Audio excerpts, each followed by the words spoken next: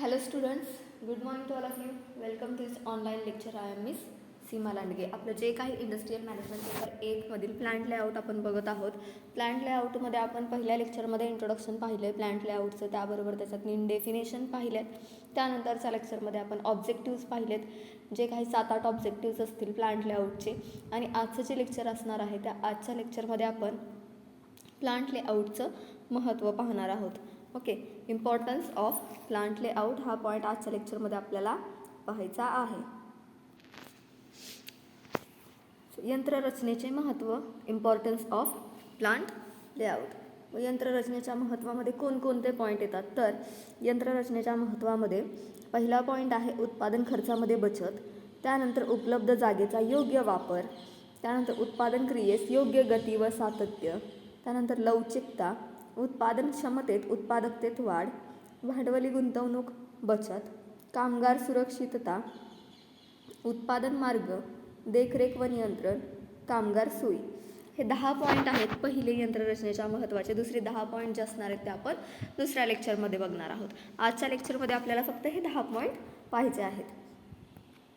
Okay, importance of plant layout. In the importance of plant layout, first point is saving in production cost. Second point, proper use of available space. त्यानंतर proper speed and continuity of production operations. Flexibility, increase in productivity, increase in production. Capital investment, worker safety, production route, monitoring and control, worker convenience. So या पद्धतीने आपले 10 points असणार आहेत महत्त्वामध्ये. आपण आजच्या लेक्चरला पाहणार आहोत. पहिला पॉईंट तुम्हाला सांगितला आहे उत्पादन खर्चामध्ये बचत. त्या अगोदर बघा यंत्ररचनेचं महत्त्व. या अगोदरच्या लेक्चरमध्ये तुम्हाला सांगितलं यंत्ररचना म्हणजे काय, यंत्ररचना कशा पद्धतीने कारखान्यामध्ये केली जाते, त्याचबरोबर यंत्ररचना का करावी लागते, यंत्ररचना कामगारांसाठी किती महत्त्वाची आहे, त्याचबरोबर यंत्ररचना ही आपल्या उत्पादनासाठी किती महत्त्वाचे आहे आपण अगोदरच्या लेक्चरमध्ये पाहिलेलं आहे. त्याचबरोबर तुम्हाला काय सांगितलं की वस्तू उत्पादनाच्या प्रक्रिया शक्य तितक्या कमीत कमी वेळेत व शक्य तितक्या कमीत कमी जागेत सर्वात जास्त कार्यक्षमपणे व्हाव्यात म्हणून योग्य यंत्रसाधने व योग्य पद्धतीने योग्य ठिकाणी त्या यंत्रसाधनांची केलेली मांडणीमध्ये म्हणजेच यंत्ररचना होय. अगोदरच्या लेक्चरमध्ये पण तुम्हाला सांगितलं आहे की वस्तूंपासून कमीत कमी वेळेमध्ये, कमीत कमी जागेमध्ये, कमीत कमी खर्चामध्ये जास्तीत जास्त उत्तम दर्जाच्या वस्तूंचं उत्पादन घेण्यासाठी जी काही कारखान्यामधील वस्तूंची किंवा व्यवसाय घटकांची मांडणी केली जाते त्याला यंत्ररचना असे म्हणले जाते. त्याचबरोबर अशी व्याख्या राष्ट्रीय उत्पादकता मंडळाने केलेली आहे. बघा अगोदर आपण 3 व्याख्या पाहिल्यात, त्याचबरोबर आपण आता 4थी व्याख्या पाहिली, ती म्हणजे वस्तू उत्पादनाच्या प्रक्रिया शक्य तितक्या कमीत कमी वेळेमध्ये, शक्य तितक्या कमीत कमी जागेमध्ये आणि सर्वात जास्त कार्यक्षमपणे व्हाव्यात म्हणून योग्य यंत्रसाधने योग्य पद्धतीने योग्य त्याची मांडणी करणे म्हणजेच काय, यंत्ररचना होय. अशी व्याख्या कोणी केली आहे, राष्ट्रीय उत्पादकता मंडळाने केलेली आहे. उत्पादनाची क्रिया ही यशस्वी होण्यासाठी आवश्यक अशा सर्व यंत्रांची, साधनांची, हत्यारांची, उपकरणांची, कार्य असेल, सेवा असेल, तपासणी केंद्रे असेल, कारखान्याअंतर्गत योग्य जागी शास्त्रीय पद्धतीने मांडणी करणे आदर्श यंत्ररचनेत अभिप्रेत आहे. बघा आदर्श यंत्ररचना कशाला म्हणलं जातं किंवा आदर्श यंत्ररचनेत आपल्याला अभिप्रेत काय आहे. आपला जर कारखाना असेल, कारखान्यामध्ये आपल्याला यंत्ररचना करायची असेल आणि ती आदर्श पद्धतीने व्हावी यासाठी आपल्याला काय केलं पाहिजे किंवा आपण जी केलेली यंत्ररचना आहे ती आदर्श कशा पद्धतीने ती आदर्श होईल, त्यामध्ये काय करता येईल तर बघा उत्पादन क्रिया ही यशस्वी होण्यासाठी जी काही आवश्यक असणारी सर्व यंत्रे असतील, साधने असतील, हत्यारे असतील, उपकरणे असतील, विविध सेवा असतील, तपासणी केंद्र असतील, सेवा केंद्रे असतील, कारखान्याअंतर्गत योग्य जागी बघा त्या सर्वांचं व्यवसाय घटकांचं कारखान्यामध्ये योग्य जागी शास्त्रीय पद्धतीने केलेली मांडणी म्हणजेच आदर्श यंत्ररचना होय. त्याचबरोबर शास्त्रीय यंत्ररचनेचे लाभ उद्योग संस्थांबरोबर उद्योग संस्थेशी संबंधित सर्व घटकांना प्राप्त होत असतात. बघा शास्त्रीय यंत्ररचना ज्या वेळेला केली जाते त्याचा लाभ हा उद्योग संस्थेला तर होतोच, परंतु उद्योग संस्थेशी संबंधित असणारे जे काही घटक असतील त्यांना सुद्धा त्याचा लाभ होत असतो, नफा होत असतो. उद्योग संस्थेचे यश, नफा, अस्तित्व हे शास्त्रीय यंत्ररचनेवरती अवलंबून असते. अगोदरच्या लेक्चरमध्ये सुद्धा आपण डेफिनेशन ज्या वेळेला पाहिलं त्यामध्ये तुम्हाला सांगितले की उद्योग संस्था जी असेल त्या उद्योग संस्थेचं, व्यवसायाचं, बिझनेसचं यश, त्याचा नफा, त्याचं अस्तित्व, त्या व्यवसायाचा विकास हा कशावरती अवलंबून असतो तर तुमच्या शास्त्रीय यंत्ररचनेवरती अवलंबून असतो. ज्या पद्धतीनं तुम्ही शास्त्रीय यंत्ररचना कराल त्या पद्धतीनं तुमचा व्यवसाय हा विकास करत असतो, व्यवसायाचा विकास होत असतो, व्यवसायामधून जास्तीत जास्त नफा प्राप्त होत असतो, त्याचबरोबर तिच्या व्यवसायाला यश हे मिळत असते. तर उद्योग संस्थेचे अपयश, तोटा, अकार्यक्षमता इत्यादी बाबींना सदोष यंत्ररचना कारणीभूत असते, कारणीभूत ठरते, कार्यभूत असते. काय सांगितलं, जर तुमच्या उद्योग संस्थेला अपयश मिळत असेल, सातत्याने तुमच्या व्यवसायाला तोटा होत असेल, तुमच्या व्यवसायामध्ये तुम्हाला तोटा सहन करावा लागत असेल, तुमची व्यवसायाची कार्यक्षमता ही चांगली नसेल, अकार्यक्षम असेल व्यवसाय, तरी इत्यादी बाबी यंत्ररचनेमध्ये कारणीभूत असतात. जर तुमची यंत्ररचना आदर्श असेल तर नक्कीच तिथं तुमचा जो बिझनेस असणार आहे, व्यवसाय असणार आहे, त्या व्यवसायाचा विकास होणार आहे, त्या व्यवसायाला यश मिळणार आहे, त्याचबरोबर तुम्हाला जास्तीत जास्त नफा मिळणार आहे. जर तुमची यंत्ररचना व्यवस्थित नसेल, आदर्श नसेल, तर त्या ठिकाणी तुम्हाला जास्तीत जास्त तिथं तोटा सहन करावा लागणार आहे. तिथं तुम्हाला जास्तीत जास्त तोटा सहन करावा लागणार आहे. त्याचबरोबर तिथं तुम्हाला अपयश सहन करावं लागणार आहे. जर आपल्या व्यवसायाला यश मिळावं असं जर वाटत असेल तर व्यवस्थापकाने जी काही आपली कारखान्यामधील, व्यवसायामधील यंत्ररचना केली असेल ती आदर्श असणं आवश्यक आहे. त्या यंत्रांची मांडणी शास्त्रीय पद्धतीनं करणं अतिशय आवश्यक आहे. ओके, चला आपण आदर्श रचनेचे महत्त्व बघूयात. पहिले 10 पॉईंट आपण आजच्या लेक्चरमध्ये बघणार आहोत, दुसरे 10 पॉईंट आपण नेक्स्ट लेक्चरमध्ये बघणार आहोत. तर पहिल्या 10 पॉईंटमध्ये तुम्हाला पहिला पॉईंट सांगितला आहे उत्पादन खर्चात बचत. उत्पादन खर्चामध्ये बचत करणं म्हणजे काय, तर उत्पादन खर्चामध्ये बचत करण्यासाठी यंत्ररचना महत्त्वाची का ठरते, तर त्यामध्ये यंत्रसामग्री, हत्यारे, उपकरणे, कार्यकेंद्रे व सेवा केंद्रांची योग्य जागी, योग्य क्रमाने प्रस्थापना केली असल्यास, बघा काय सांगितलंय, यंत्रसामग्री, हत्यारे, उपकरणे, कार्यकेंद्रे व सेवा केंद्रे यांची योग्य जागी, योग्य क्रमाने जर प्रस्थापना केली जात असेल तर उत्पादन साधनांचा अपव्यय टाळला जाऊ शकतो. तर काय सांगितलं, यंत्रसामग्री, हत्यारे, उपकरणे, सेवा केंद्रे, कार्यकेंद्रे या सर्व व्यवसाय घटकांची योग्य जागी, योग्य क्रमाने जर मांडणी केलेली असेल तर उत्पादन साधने जे असणार आहेत त्यांचा अपव्यय टाळला जाणार आहे, तिथं अपव्यय त्यांचा होणार नाही. त्याचबरोबर आपले वेळेची बचत सुद्धा तिथं होणार आहे आणि उत्पादन खर्चाची तर बचत होणारच आहे. उत्पादन खर्चाची बचत होण्यासाठी जी काही तुमच्या व्यवसायामध्ये यंत्रसामग्री असेल, हत्यारे असेल, उपकरणे असतील यांची योग्य क्रमाने, योग्य जागी मांडणी होणं अतिशय आवश्यक आहे. या उलट बघा, त्यांचा महत्तम उपयोग करणं आपल्याला शक्य होते. जर यंत्रसामग्री, हत्यारे, उपकरणे योग्य जागी, योग्य क्रमाने जर मांडलेली असतील तर त्याचा आपण जास्तीत जास्त उपयोग करून घेऊ शकतो. तसेच माल हाताळणी असेल, अंतर्गत वाहतूक असेल, तसेच माल हाताळणी, अंतर्गत वाहतूक आपल्याला तिथं कार्यक्षमतेने करता येते. अंतर्गत वाहतूक कार्यक्षमतेने करण्यासाठी सुद्धा यंत्ररचना ही महत्त्वाची आहे. तुमची यंत्ररचना प्रॉपर असणं आवश्यक आहे. जर तुम्हाला कार्यक्षमपणे अंतर्गत वाहतूक करायची असेल तर, जर तुमची यंत्ररचना ही आदर्श नसेल, व्यवस्थित नसेल, प्रॉपर नसेल तर त्या ठिकाणी काय होणार आहे, जास्तीत जास्त आपल्याला अंतर्गत वाहतूक मालाची गरज असताना जास्तीत जास्त मालाचं नुकसान होऊ शकतं. त्याचबरोबर कर्मचाऱ्यांचं सुद्धा नुकसान तिथं होऊ शकतं. कर्मचाऱ्यांना तिथं अपघात सहन करावा लागू शकतो. त्याचबरोबर उत्पादन क्रियेस योग्य दिशा, गती, सातत्य प्राप्त होते. बघा, यंत्रसामग्री, हत्यारे, उपकरणे, सेवा केंद्रे, कार्यकेंद्रे जर योग्य जागी, योग्य क्रमाने, प्रशस्तीपणे जर मांडली गेलेली असतील तर नक्कीच उत्पादनाची जी क्रिया असणार आहे, प्रोडक्शन प्रोसेस असणार आहे ती कंटिन्यू सुरू राहणार आहे. त्याच्यामध्ये ब्रेक पडणार नाही.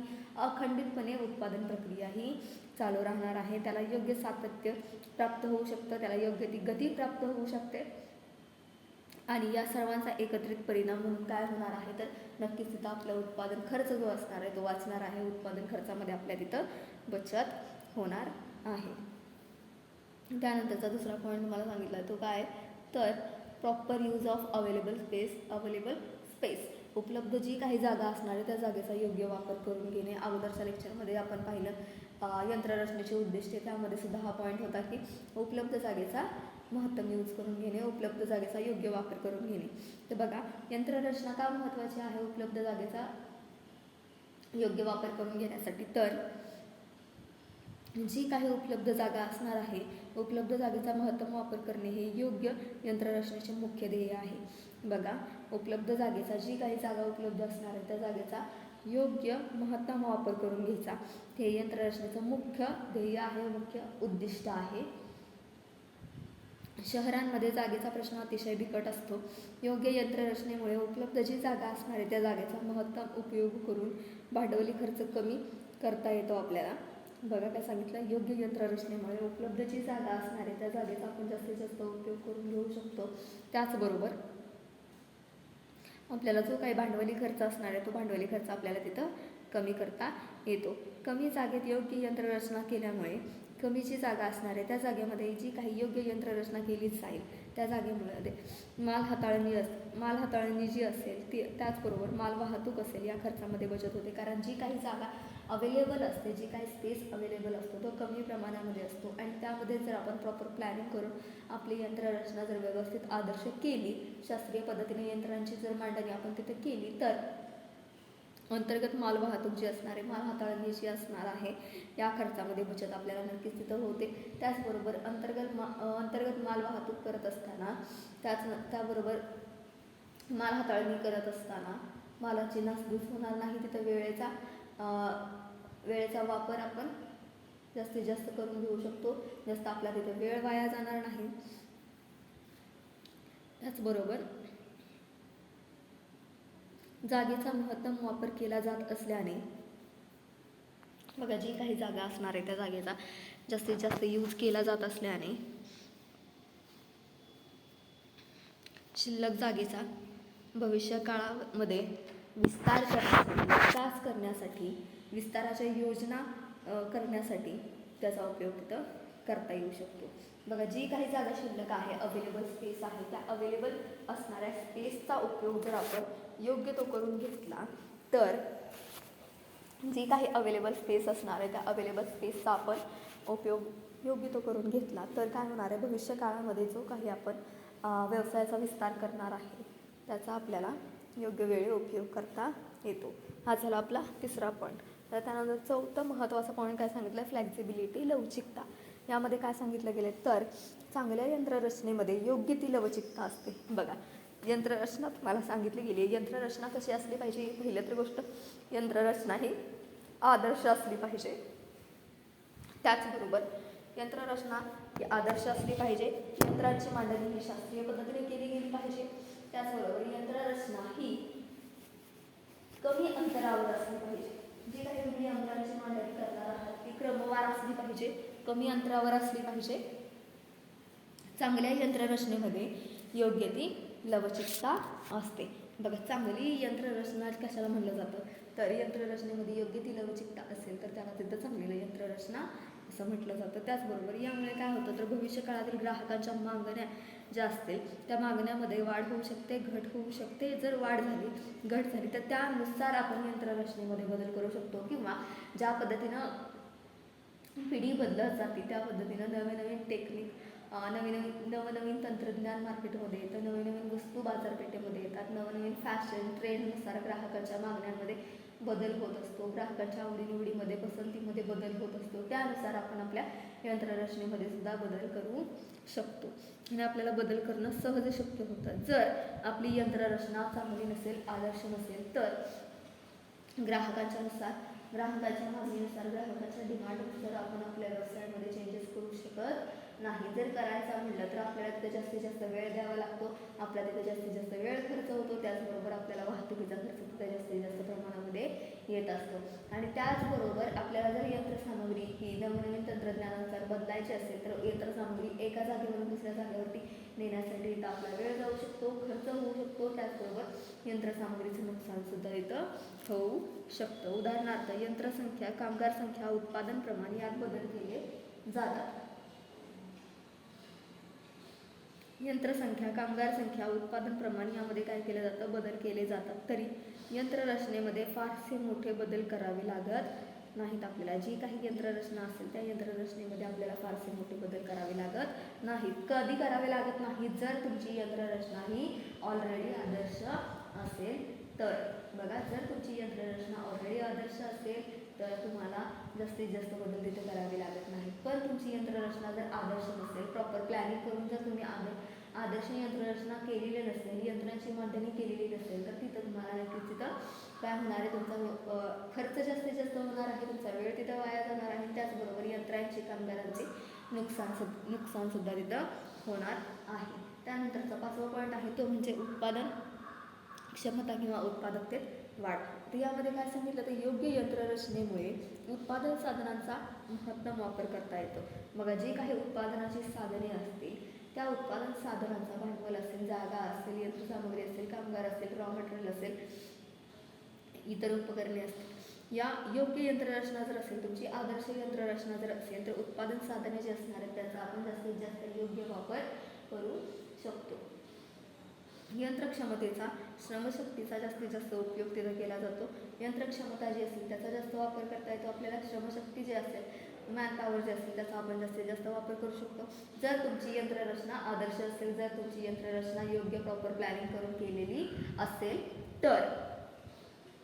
यामुळे व्यवसाय संस्था जी असणार आहे, बघा, व्यवसाय संस्था जी असणार आहेत त्यांच्या उत्पादन क्षमता जी असणार आहे, त्यांची प्रोडक्शन कॅपॅसिटी जी असणार आहे ती वाढू शकते, त्यांचं प्रोडक्शन वाढू शकतं, उत्पादनाचे उद्दिष्ट तिथे साध्य होऊ शकते, उत्पादनाला जास्तीत जास्त मागणी येऊ शकते. त्याचबरोबर व्यवसाय हा जास्तीत जास्त विकसित होऊ शकतो, व्यवसायाला यश मिळू शकतं, व्यवसायाला नफा प्राप्त होऊ शकतो.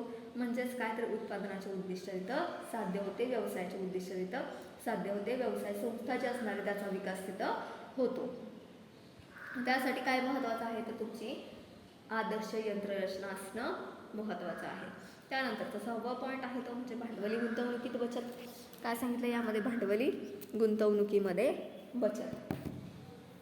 यामध्ये काय सांगितलं गेलं तर यंत्रसामग्रीची खरेदी व प्रस्थापना, जी काही यंत्रसामग्री असणार आहे ते यंत्रसामग्री खरेदी करताना, यंत्रसामग्रीची मांडणी करताना, कार्यकेंद्रे व सेवा केंद्राची उभारणी करत असताना, तपासणी केंद्राची उभारणी करत असताना मोठ्या प्रमाणावर भांडवलाची गरज असते. बघा, आपल्याला व्यवसाय सुरू करायचा आहे तर व्यवसायामध्ये तुम्हाला सेवा केंद्रे उभं करावी लागणार आहेत, कार्यकेंद्रे उभं करावी लागणार आहेत, यंत्रसामग्रीची मोठ्या प्रमाणामध्ये खरेदी करावी लागणार आहे, तिची मांडणी करावी लागणार आहे. मग हे सगळं विदाऊट कॉस्ट होतं का तर नाही, त्याच्यासाठी आपल्याला जास्तीत जास्त भांडवलाची गरज भासत असते. आणि या खर्चाला स्थिर खर्च किंवा भांडवली खर्च असं म्हटलं जातं. बघा, काय म्हटलं जाते तर यंत्रसामग्रीची खरेदी, कार्यकेंद्रे, सेवा केंद्राची उभारणी, तपासणी केंद्राची उभारणी यासाठी आपल्याला मोठ्या प्रमाणामध्ये भांडवलाची गरज ही भासत असते. आणि या भांडवलाला कसलं भांडवल म्हटलं जातं तर स्थिर भांडवल आणि भांडवली खर्च असे याला म्हटले जाते, या खर्चाला. ओके, भांडवली खर्च आणि स्थिर खर्च. कारण एकदा यंत्रसामग्री घेतली तर आपल्याला दर महिन्याला, प्रत्येक महिन्याला यंत्रसामग्री घ्यावी लागते का तर प्रत्येक महिन्याला आपल्याला यंत्रसामग्री घ्यावी लागत नाही. तर काय सांगितलं गेलं यामध्ये, ज्या वेळेला आपल्याला यंत्रसामग्री मोठ्या प्रमाणामध्ये खरेदी करायची असते, तिची मांडणी करायची असते, कार्यकेंद्रे उभा करायची असतात, सेवा केंद्रे उभा करायची असतात, तपासणी केंद्राची उभारणी करायची असते मोठ्या प्रमाणावरती, त्यावेळेला नक्कीच आपल्याला तिथं जास्तीत जास्त मोठ्या प्रमाणात भांडवलाची गरज ही लागत असते, भांडवलाची गरज आपल्याला भासत असते. आणि या खर्चाला काय म्हटलं जातं तर या खर्चाला स्थिर खर्च आणि किंवा भांडवली खर्च असं म्हटलं जातं. कारण यंत्रसामग्री आपण प्रत्येक महिन्याला चेंज करत नाही, एकदा आणून ठेवली जाते, ती 10 वर्षासाठी 5 वर्षासाठी यूज केली जाते आणि तो खर्च म्हणजे स्थिर खर्च असतो, आपला भांडवली खर्च असतो. ओके, यंत्ररचना जर आदर्श असेल तर भांडवली खर्चात पर्यायाने भांडवली गुंतवणुकीमध्ये मोठ्या प्रमाणामध्ये बचत होत असते. बघा, लक्षात घ्या, प्रत्येक पॉईंटमध्ये कॉमन एक गोष्ट आहे की तुमची यंत्ररचना जी असणार आहे ती तुमची यंत्ररचना प्रॉपर प्लॅनिंग करून केलेली असणं आवश्यक आहे. तुमच्या यंत्रांची मांडणी ही शास्त्रीय पद्धतीने करणं अतिशय आवश्यक आहे. त्याचबरोबर यंत्ररचना ही तुमची आदर्श असणं आवश्यक आहे. जर तुमची यंत्ररचना आदर्श असेल तर तुमचा भांडवली खर्च जो असणार आहे तो भांडवली खर्चामध्ये मोठ्या प्रमाणामध्ये बचत होणार आहे. जी काही भांडवली खर्च तुम्ही गुंतवणुकीमध्ये करणार आहात त्याच्यामध्ये तुम्हाला जास्तीत जास्त प्रमाणामध्ये बचत होणार आहे, कारण आदर्श यंत्ररचनेमध्ये वारंवार आपल्याला बदल करावे लागत नाहीत आणि जरी बदल करावे लागले तर तिथं आपल्याला जास्तीत जास्त खर्च करावा लागत नाही, जास्तीत जास्त आपला वेळ तिथं आपल्याला द्यावा लागत नाहीत. लक्षात घ्या, जर तुमची यंत्ररचना आदर्श असेल तर तिथं आपल्याला बदल करावे लागत नाहीत आणि जर बदल करावे लागले तर तिथं आपल्याला जास्तीत जास्त मोठ्या प्रमाणामध्ये खर्च येत नाही किंवा खर्च करावा लागत नाही. तसेच योग्य यंत्रांची साधनांची निवड व त्याची पद्धतशीर मांडणी केल्यामुळे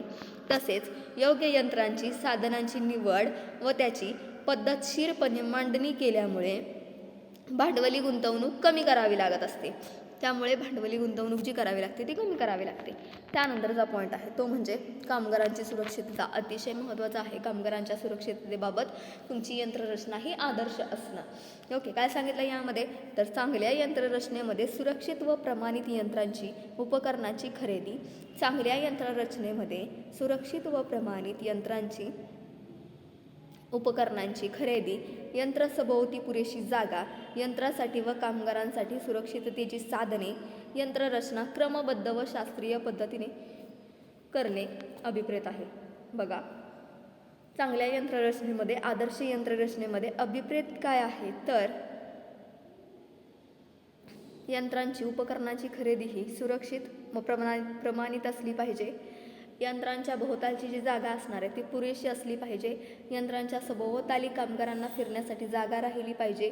यंत्ररचना ही क्रमबद्ध असणं अतिशय आवश्यक आहे. योग्य क्रमाने यंत्रांची मांडणी करणं गरजेचं आहे. हे सर्व अभिप्रेत आहे कशामध्ये, तुमच्या आदर्श यंत्ररचनेमध्ये.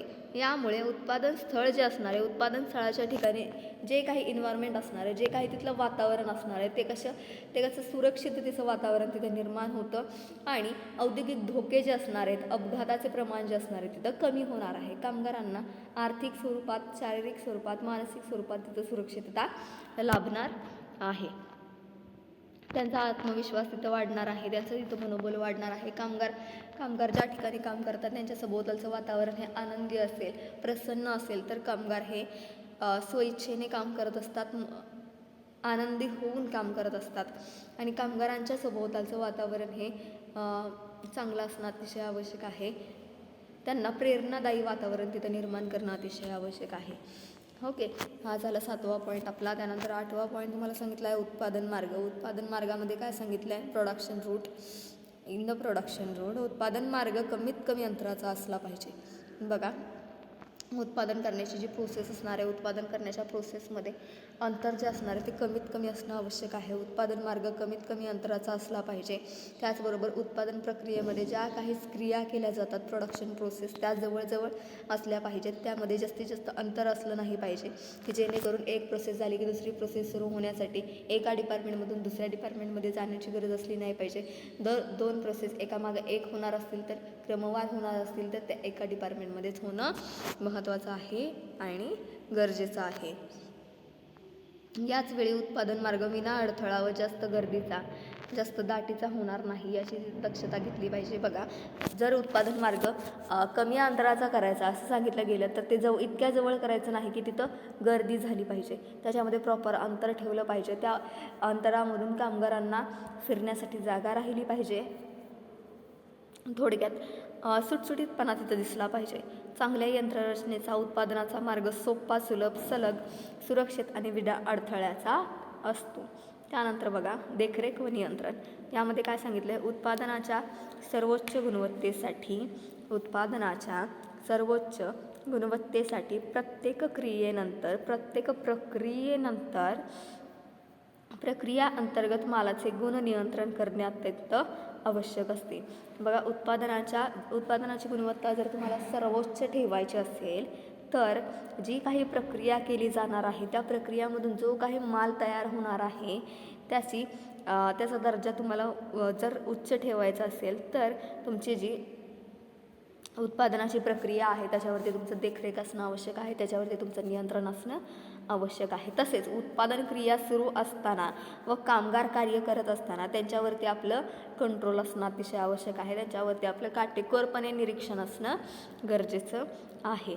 चांगल्या यंत्ररचनेमध्ये जी काही यंत्ररचना चांगली असेल त्या यंत्ररचनेमध्ये नियंत्रण व तपासणी कार्यासाठी स्वतंत्र जागा राखून ठेवली जाते. स्वतंत्र माणसं त्यासाठी काम करत असतात. त्यांच्यासाठी फक्त तेवढंच कार्य असतं की नियंत्रण व्यवस्थित करायचं, तपासणी व्यवस्थित करायची आणि यामुळे ही कार्य कार्यक्षमतेने होऊन उत्पादनाची गुणवत्ता उंचावत असते.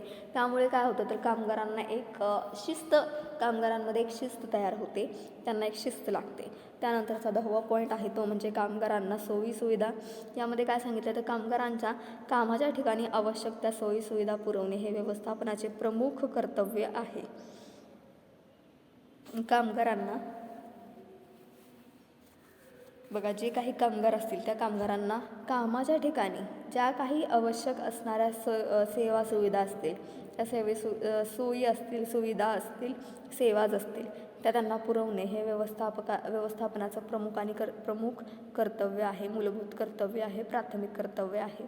व्यवस्थापनाचे प्रमुख मूलभूत प्राथमिक कर्तव्य कोणते आहे असं जर विचारलं गेलं तर तुम्हाला माहिती असलं पाहिजे. कामगारांना कामाच्या ठिकाणी आवश्यक असणाऱ्या सोयीसुविधा पुरवणे हे व्यवस्थापनाचं प्रमुख कर्तव्य आहे. उदाहरणार्थ स्वच्छतागृहे असतील, उपाहारगृहे असतील, विश्रांतीगृहे असतील, प्रसाधनगृहे असतील इत्यादी. या सुविधांची उभारणी योग्य जागी व योग्य पुरेशा प्रमाणामध्ये करणं सुद्धा तेवढंच आवश्यक असतं. तर या पद्धतीनं 10 पॉईंट्स आपण बघितले आजच्या लेक्चरमध्ये. हे पहिले 10 पॉईंट होते. नेक्स्ट लेक्चर आपलं उद्याचं जे असणार आहे त्यामध्ये आपण 10 पॉईंट पुढचे बघणार आहोत. यंत्ररचनेच्या यंत्ररचनेचे महत्त्व. तर आजच्या लेक्चरमध्ये आपण काय पाहिलं तर यंत्ररचनेचे महत्त्वाचे आपल्याला 20 पॉईंट दिलेले आहेत. त्यामधले पहिले 10 पॉईंट आजच्या लेक्चरमध्ये आपण पाहिले. टायटल होतं उत्पादन खर्चामध्ये बचत, उपलब्ध जागेचा महत्तम वापर, उपलब्ध जागेचा योग्य वापर, त्यानंतर उत्पादन क्रियेस योग्य गती व सातत्य, त्यानंतर लवचिकता, त्यानंतर उत्पादन क्षमतेत उत्पादकतेत वाढ, त्यानंतर भांडवली गुंतवणूक, बचत, कामगार सुरक्षितता, उत्पादन मार्ग, देखरेख व नियंत्रण. या पद्धतीचे 10 पॉईंट आपण पाहिले की ज्यामध्ये यंत्ररचनेचं महत्त्व खूप आहे. यंत्ररचना ही महत्त्वाची आहे आणि सगळ्या पॉईंटमध्ये एक कॉमन गोष्ट तुम्हाला सांगितली गेली की तुमची यंत्ररचना ही आदर्श असणं आवश्यक आहे. तुमच्या कारखान्यामध्ये, तुमच्या व्यवसायामध्ये, उद्योगामध्ये जी काही यंत्रांची मांडणी केली जाणार आहे ती योग्य क्रमवार करणं अतिशय आवश्यक आहे. त्या यंत्रांची मांडणी शास्त्रीय पद्धतीने करणं आवश्यक आहे. एक लक्षात घ्यायचं महत्त्वाचं की आपली यंत्ररचना ही आदर्श असली पाहिजे. ओके, हे आजच्या लेक्चरमध्ये आपण आज पाहिलेलं आहे. नेक्स्ट लेक्चरमध्ये आपण यंत्ररचनेचे महत्त्वाचे पुढचे 10 पॉईंट जे असणार आहे ते आपण पाहणार आहोत. आजच्या लेक्चरमध्ये आपण पाहिलं ते म्हणजे saving in production cost, proper use of available space, proper speed and continuity of production operations, then flexibility, increase in productivity, increase in production, capital investment saving, त्यानंतर worker safety, production route, monitoring and control, worker convenience. या पद्धतीचे आपण आजच्या लेक्चरमध्ये 10 points महत्त्वाचे अभ्यासलेले आहेत. Previous लेक्चरमध्ये आपण ऑब्जेक्टिव्स पाहिले. त्यामध्ये टायटल होते maximum use of available space. बघा, ऑब्जेक्टिव्हमध्ये सुद्धा हा पॉईंट होता maximum use of available space, saving in production cost, saving in capital transport, worker safety, production route, control and supervision, flexibility, worker sleep. या पद्धतीनं त्याचबरोबर ती काय सांगितलं मराठीमध्ये, उपलब्ध जागेचा महत्तम उपयोग, योग्य उपयोग, उत्पादन खर्चामध्ये बचत, भांडवली वाहतुकीत बचत, त्यानंतर कामगारांची सुरक्षितता, उत्पादन मार्ग, नियंत्रण व पर्यवेक्षण, लवचिकता, कामगारांच्या सोयी. ओके, त्यानंतरचा अगोदरच्या लेक्चरमध्ये आपण काय पाहिलं तर इंट्रोडक्शन पाहिलं आपण. कशाचं इंट्रोडक्शन? यंत्रसामग्रीचं इंट्रोडक्शन, त्याची रचना कशा पद्धतीनं असावी याचं इंट्रोडक्शन आपण अगोदरच्या लेक्चरमध्ये पाहिलं. त्यामध्ये तुम्हाला इंट्रोडक्शन काय असेल ते सांगितलं गेलेलं आहे. त्यानंतर आपण पाहिलं म्हणजे डेफिनेशन आपण पाहिलं. डेफिनेशन आपण 3 डेफिनेशन पाहिल्या. तर 3ही डेफिनेशनमध्ये पहिली डेफिनेशन होती according to John Shubin. Okay, first definition होती अकॉर्डिंग टू जॉन शुबिन.